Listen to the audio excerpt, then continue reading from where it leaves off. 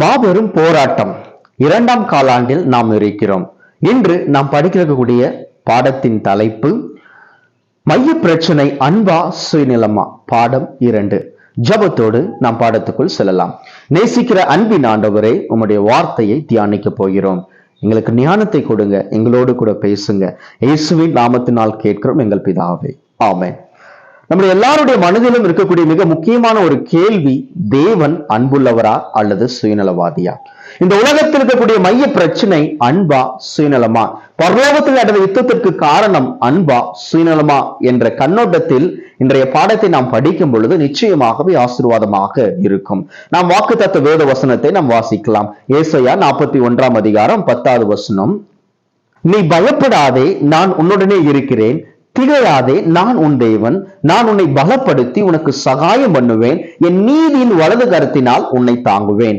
இந்த வேத வசனத்தின் அடிப்படையில் இருந்து நாம் பார்க்கும் பொழுது தேவன் நம்மை நேசிக்கிறார், நம்மேல் அன்புள்ளவராக இருக்கிறார் என்பது தெளிவாகின்றது. இருப்பினும் இன்றைய பாடத்தின் வழியாக அதை நாம் படிக்க போகின்றோம். தேவன் தான் எல்லா பிரச்சனைகளுக்கும் காரணமா என்ற கேள்வி நம்முடைய மனதிலே இருக்கிறது. இந்த மாபெரும் போராட்டத்திலே சாத்தான் நம்மை வஞ்சிக்க நினைக்கிறான், தேவன் நம்மை ரட்சிக்க நினைக்கிறார். ஆனால் இருவருக்கும் மத்தியில் நாம் இருக்கிறோம். 3 காரியத்தை இன்றைய தினத்திலே நாம் தியானிக்க போகின்றோம். முதலாவது, எருசலேமின் அழிவில் வெளிப்பட்டது என்ன? அன்பா சுயநலமா? அதாவது தேவன் அன்புள்ளவராக இருந்தாரா அல்லது சுயநல நபராக இருந்தாரா என்பதை பார்க்க போகின்றோம். இரண்டாவது, ஆதிக்கால திருச்சபையின் உபத்திரவத்தில் வெளிப்பட்டது அன்பா சுயநலமா? தேவன் அன்பாக இருந்தாரா, சுயநலமா இருந்தாரா? அல்லது அந்த காலத்தில் வாழ்ந்த ஜனங்கள் அன்பாக இருந்தார்களா, சுயநலமாக இருந்தார்களா என்பதை பார்க்க போகின்றோம். மூன்றாவது பாடம், தேவன் நம்மிடமிருந்து எதிர்பார்ப்பது அன்பா சுயநலமா? இந்த வார பாடத்தை நாம் தெளிவாக படிக்க போகின்றோம். முதலாவது, எருசலேமின் அழிவிற்கு காரணம் யார்? எருசலேமின் அழிவில் தேவன் அன்புள்ளவராக இருந்தாரா, சுயநலவாதியாக இருந்தாரா என்பதை நாம் பார்க்க வேண்டும். கிட்டத்தட்ட தீத்துராயன் லட்சக்கணக்கானோரை அவன் கொன்று குவித்தான் என்று எருசலேம் பாழாக்கப்பட்டது, குழந்தைகளும் படுகொலை செய்யப்பட்டார்கள். அதாவது எருசலேமின் அழிவில் தேவன் அன்பா சுயநலமா என்ற கேள்விக்கு நாம் பார்க்கக்கூடிய முதல் காரியம் என்னவென்று பார்க்கும் பொழுது, உள்ளமுடைந்த இரட்சகர். அதாவது ஒரு நகரம் அழிய போகின்றது என்றால் ஒருவேளை அதை பிடிக்காதவர்கள் சந்தோஷப்படுவார்கள். ஆனால் இங்கே பார்க்கும் பொழுது இயேசு கிறிஸ்து அதற்காக அவர் கண்ணீர் சிந்தினார் என்று லூக்கா 19:41 சொல்லக்கூடியதை பார்க்கிறோம். அவர் நகரத்தை பார்த்து அவர் கண்ணீர் விட்டார் என்று வேதம் சொல்லக்கூடியதை நாம் பார்க்கின்றோம். மேலுமாக நாம் வாசிக்கும் பொழுது யோவான் 1 அதிகாரம் 11 அவர் யாரை தேடி வந்தாரோ அவர்கள் அவரை ஏற்றுக்கொள்ளவில்லை என்று நாம் பார்க்கின்றோம். மத்தேயு 24:2 நாம் வாசிக்கும் பொழுது தம்முடைய சீடர்களுக்கு அவர் சொல்றார், என்ன சொல்றாருன்னு சொன்னா, இந்த அழகான தேவாலயத்தை பார்க்கிறீர்களே, ஒரு கல்லின் மேல் ஒரு கல் இல்லாதபடி எல்லாம் இடிக்கப்படும் காலம் வரும் என்று அங்கே ஆண்டவர் சொல்லக்கூடியதை நாம் பார்க்கின்றோம். இதற்கெல்லாம் காரணம் தேவன் தானா என்று கேட்கும் பொழுது நிச்சயமாகவே இதற்கெல்லாம் காரணம் தேவன் இல்லை என்பதை நாம் புரிந்து கொள்ள வேண்டும். சரி, எருசலேமின் அழிவில் நாம் கற்றுக்கொள்ள வேண்டிய 3 முக்கியமான பாடங்கள் என்ன என்று பார்க்கும் பொழுது, இயேசு எத்தனையோ முறை மனம் திரும்பும்படியாகவும் தன்னுடைய கிருபையை இரக்கத்தையும் பெற்றுக்கொள்ளும்படியாகவும் மன்றாடினார். அவர்களோ அவரை விசுவாசிக்கவில்லை. நீங்க பாத்தீங்கன்னு சொன்னா எத்தனையோ முறை ஆண்டவர் இஸ்ரவேல் ஜனங்களோடு கூட பேசினார். அவர்கள் ஆண்டவருடைய வார்த்தையை, இயேசு கிறிஸ்துடைய வார்த்தையை கேட்கவில்லை. அவர் சொல்றாரு, எத்தனையோ தீர்க்கதரிசிகள் நான் உனக்கு அனுப்பினேன், ஆனா நீ ஏற்றுக்கொள்ளவில்லை, அவர்களை கொலை செய்தாய், என்னிடம் வர உனக்கு மனமில்லை என்று சொல்லக்கூடியதை நாம் பார்க்கின்றோம்.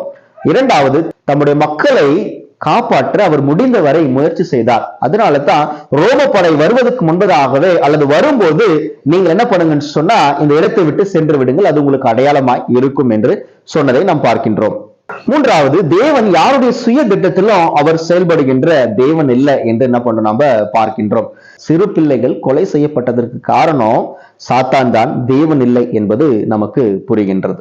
சரி, வேத வசனங்களை பார்க்கலாம். லூக்கா 19:41 வரைக்கும் நம்ம வாசிக்கிறப்ப ஆண்டவர் சொல்றாரு, நான் உன்னை சந்திக்க வந்த, உன்னை சந்திக்கும் காலத்தை நீ இழந்து விட்டாய், உன்னை தேடி வந்த நீ மறந்துட்ட அப்படின்னு சொல்லிட்டு எல்லா காரியங்களும் அழிக்கப்படும் என்று ஆண்டவர் சொல்லக்கூடிய ஒரு காரியத்தை என்ன பண்ண நம்ம பார்க்கின்றோம்.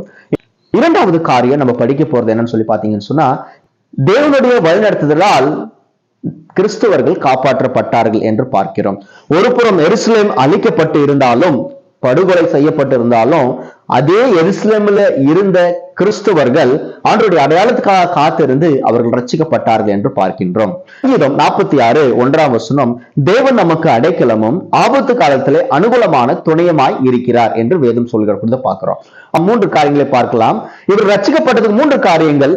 தீர்க்க தரிசனம் நிறைவேறுதலுக்காக அவர்கள் காத்திருந்தார்கள். அதாவது ஆண்டவர் சொன்னாரு, இந்த காரியம் நடக்கும் அப்படின்னு சொன்னாரு, அதற்காக அவர்கள் காத்திருந்தார்கள். இரண்டாவது, அந்த செஸ்டியஸ் அப்படின்ற அந்த நபரும் ரோம படைகளும் நகரத்தை முற்றுகையிட்டார்கள்.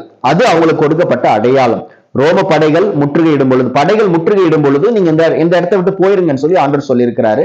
அதற்காக காத்திருந்தார்கள். மூன்றாவது, யூத படையினர் அவர்களை விரட்டி அடித்தார்கள். இப்படி அவங்க வரப்ப ரோம படையினரை யார் விரட்டி அடித்தார்கள்?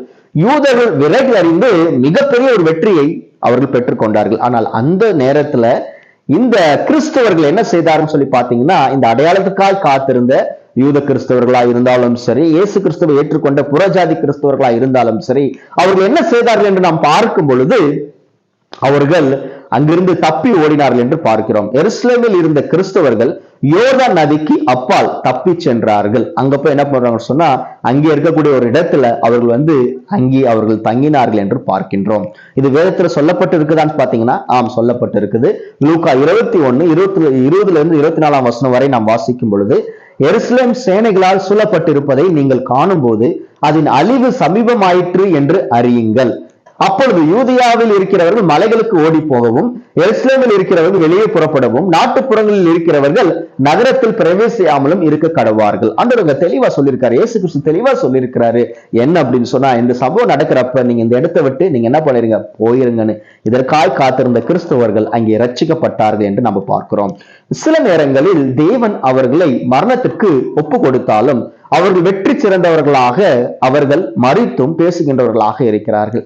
சில சமயங்கள்ல ஆண்டவர் என்ன பண்றாருன்னு சொன்னா, சாத்தான் என்ன பண்றான்னு சொன்னா, துன்மார்க்கமான நபர்களுடைய இருதயத்துல கிரியை செய்து நீதிமான்களை கொலை செய்ய அவன் என்ன பண்றான்னு சொன்னா முயற்சி செய்கிறான். ஆனால் சில நேரங்கள்ல ஆண்டவர் அதை அனுமதிக்கிறார். சில நேரங்கள்ல தேவனுடைய பிள்ளைகள் மரித்தாலும் அவருக்குள் மரித்தவர்கள் ஆண்டவருடைய வருகையில உயிர் தெழுவார்கள் என்ற நம்பிக்கையும் இருக்கின்றது. இரண்டாவது நம்ம படிக்க போறது, ஆதிகால திருச்சபையில் உபத்திரவத்தில் அன்பா சுயநலமா? அதாவது அந்த உபத்திரவத்தின் மத்தியில் ஆண்டவர் தம்முடைய பிள்ளைகளுக்கு அன்பா இருந்தாரா, அல்லது அவர் சுயநலமா இருந்தாரா, அல்லது அந்த ஆதிகால திருச்சபையின் மக்கள் எப்படி வாழ்ந்தார்கள்? அன்புள்ளவர்களாக இருந்தார்களா, அல்லது சுயநலவாதிகளா இருந்தார்களா என்று பார்க்கலாம். இந்த உபத்திரம் என்று சொல்லப்படும் பொழுது அநேகர்கள் சிறைச்சாலையிலே போடப்பட்டார்கள், அநேகர்கள் கொலை செய்யப்பட்டார்கள், அநேகர்கள் பயமுறுத்தப்பட்டார்கள், அச்சுறுத்தப்பட்டார்கள் என்று நாம் பார்க்கின்றோம். அதற்கு ஒரு உதாரணம் சொல்ல வேண்டும் என்றால், அப்போஸ்தலர் 7:59 வாசிக்கும் பொழுது ஸ்தேவானை கல்லெறிந்து கொலை செய்யக்கூடிய ஒரு சம்பவத்தை நாம் என்ன பண்றோம் சொன்னா பார்க்கின்றோம்.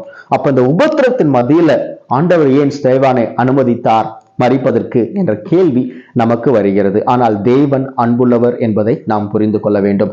இன்று நாம் இந்த உபத்திரவத்தின் மத்தியில் ஆதிகால திருச்சபை அங்கத்தினர்கள் உண்மையாக இருந்தார்கள் என்று நாம் பார்க்கின்றோம். 3 காரியங்களை நாம் இதிலிருந்து பார்ப்போம்.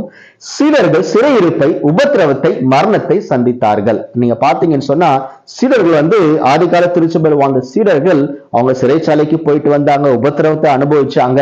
சில பேர் மரித்தும் போனார்கள். நம்ம வாசித்தோம் இல்லைங்களா, ஸ்தேவான் மரித்தும் போனார்கள். நீங்க வாசிக்கலாம், அப்போஸ்தலர் 4:17 வாசித்தீங்க, பயமுறுத்துறாங்க. 5:17 வாசிக்கலாம், 18 வாசிக்கலாம், 8:1 நம்ம வாசிக்கலாம், 7:59 கூட நம்ம வாசிக்கலாம். ஸ்தேவானை குறித்து வாசித்தோம். இது அனைத்துமே சீடர்கள் எவ்வாறு துன்பப்படுத்தப்பட்டார்கள், எப்படி பயமுறுத்தப்பட்டார்கள் என்று சொல்லப்பட்டிருக்கிறதை பார்க்கிறோம். இரண்டாவது, உபத்திரவத்தின் மத்தியிலும் திருச்சபை வேகமாக வளர்ந்தது.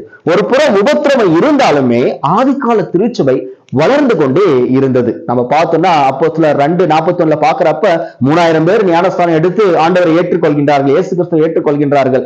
4:4 வாசிக்கிறப்ப 5000 பேர் சபையில சேர்க்கப்படுகின்றார்கள், 5000 பேர் சேர்த்துக் கொள்ளப்படுகின்றார்கள். 5:42 வாசிக்கிறப்ப தெருக்களிலும் சாலைகளிலும் அவங்க வல்லமையாய் பிரசங்கம் செய்தார்கள் என்று சொல்லப்பட்டு இருக்கிறத நம்ம பார்க்கிறோம். அப்ப வல்லமையோடு இவர்கள் தேவனுடைய ஊழியத்தை செய்தார்கள் என்று பார்க்கின்றோம். மூன்றாவது காரியம், சாத்தானின் கட்டுகள் தகர்க்கப்பட்டன, மூளை முடுக்கெல்லாம் சுவிசேஷம் பரவிற்று. அப்போஸ்தலர் 1:8 பரிசுத்த ஆவி நீங்கள் பெறும் பொழுது எங்குமே நீங்கள் வல்லமையாக ஊழியத்தை செய்வீர்கள் என்று ஆண்டவர் சொல்றாரு. யூதேயா, எருசலேம் எல்லா இடத்திலும் நீங்கள் சாட்சிகளா இருப்பீர்கள் என்று ஆண்டவருடைய வாக்குத்தத்தம் இருக்குது. அதே போல சீடர்களும் சரி எழும்பி பிரகாசித்து எங்குமே மூளை முடுக்கெல்லாம் ஊழியம் செய்தார்கள். சாத்தானுடைய கட்டுகள் தகர்க்கப்பட்டது என்று நம்ம பார்க்கின்றோம். நம்ம பார்க்கிறப்ப சமுதாயத்தின் மீது அக்கறை. அப்போஸ்தலர் 2:44-46 வரை நீங்கள் பார்க்கும் பொழுது எல்லாருமே அவங்களுடைய பொருட்களையும் பணத்தையும் பொதுவாக வைத்து அவர்கள் அனுபவித்தார்கள் என்று பார்க்கிறோம். பொதுவாக பகிர்ந்து கொண்டார்கள், அன்பை காண்பித்தார்கள், சபை கூடி வந்தது என்று சொல்லப்பட்டு இருக்கிறது நாம பார்க்கின்றோம். 3 காரியங்கள். ஆதிகால திருச்சபை வளர்வதற்கு காரணம் அவருடைய பிரசங்கம் மாத்திரம் அல்ல, அவர்களுடைய வாழ்க்கையும் கூட. மற்றவங்களை நேசிக்க ஆரம்பிச்சாங்க, பகிர ஆரம்பிச்சாங்க.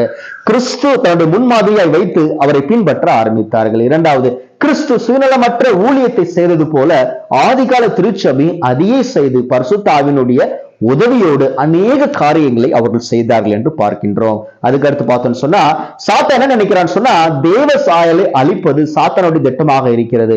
ஆனால் தேவனுடைய சாயலை மீட்டெடுப்பது தேவனுடைய திட்டமாக இருக்கிறது. ஆண்டவர் என்ன பண்றாரு? இயேசு கிறிஸ்து என்ன பண்றாரு? என்னுடைய மகன் என்னுடைய சாயலை சிருஷ்டிக்கப்பட்டவன், அவனுடைய சாயலை நான் எடுக்கணும்னு நினைக்கிறேன். ஆனா சாத்தான் என்ன பண்றான்? இவங்களை அழிக்கணும், இவங்க அன்பில்லாதவர்களா மாத்தணும், இவங்களை சுயநலவாதியா மாத்தணும்னு சொல்லி சாத்தான் நினைக்கிறான். 3வது கடைசியா நம்ம பார்த்தோம் அப்படின்னு சொன்னா, கிறிஸ்தவர்கள் தேவனால் தொடப்பட்டால் அல்லது கிறிஸ்தவர்கள் கிறிஸ்துவால் தொடப்பட்டால் அதே கரங்களை கொண்டு இந்த உலகத்தையே அவர்கள் தொடலாம். அப்படிதான் ஆதிகால திருச்சபையிலே அவர்கள் தொட்டு அற்புதங்களையும் அதிசயங்களையும் செய்து அநேகர்களை ரட்சித்தார்கள், அநேகர்களுக்கு உதவியா இருந்தார்கள் என்று நாம் பார்க்கின்றோம்.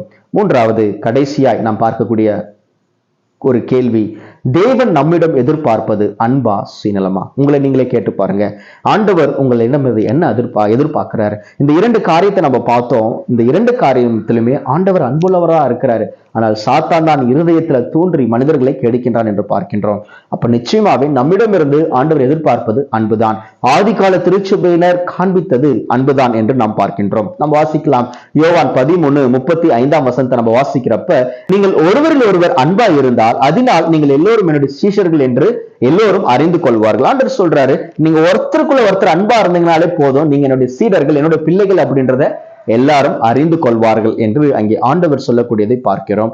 அப்ப என்ன நடந்தது என்று நீங்கள் பார்க்கிறப்ப, 2ஆம் மற்றும் 3ஆம் நூற்றாண்டுகளில் கிறிஸ்தவர்கள் தன்னலமற்ற அன்பை நடைமுறைப்படுத்தினார்கள். நீங்க பாத்தீங்கன்னு சொன்னா அந்த இடத்துல 2 மிகப்பெரிய கொள்ளை நோய்கள் வரக்கூடியதை பார்க்கிறோம். அப்ப நிறைய பேரு அந்த தொற்று நோய், கொள்ளை நோயினாலே அந்த காலகட்டத்துல என்ன பண்ணுவாங்க சொன்னா மருந்துகள் அவ்வளவா கிடையாது. அப்ப எல்லாருமே பயந்து ஓடிய சமயத்தில் கிறிஸ்துவர்கள் முன்பு வந்தார்கள். யூத பின்னணியில் இருந்த கிறிஸ்தவர்கள் முன்பு வந்து ஊழியம் செய்தார்கள். புற தேசத்தில் அந்த இடத்துல இருந்த கிறிஸ்தவர்கள் முன்பு வந்து அங்கே ஊழியம் செய்தார்கள் என்று பார்க்கிறோம். கிட்டத்தட்ட கிபி 160 கிபி 260களில் உண்டான 2 மாபெரும் தொற்று நோய்களால் மத்தியில் கிறிஸ்தவர்கள் தங்களுடைய பாதுகாப்பை கருத்தில் கொள்ளாமல் பிறரை காப்பாற்ற வந்தார்கள். நீங்க பாத்தீங்கன்னு சொன்னா எத்தனையோ பேர் அதுல மறிச்சு போயிட்டாங்க, லட்சக்கணக்கானோர் மறித்து போயிட்டார்கள். ஆனா அதே நேரத்துல 1000, 10,000 லட்சக்கணக்கானோர் இயேசு கிறிஸ்துவை ஏற்றுக்கொண்டார்கள் என்று நாம் பார்க்கின்றோம். அவர்களுடைய நோய்களை சந்தோஷமாக ஏற்றுக்கொண்டார்கள்.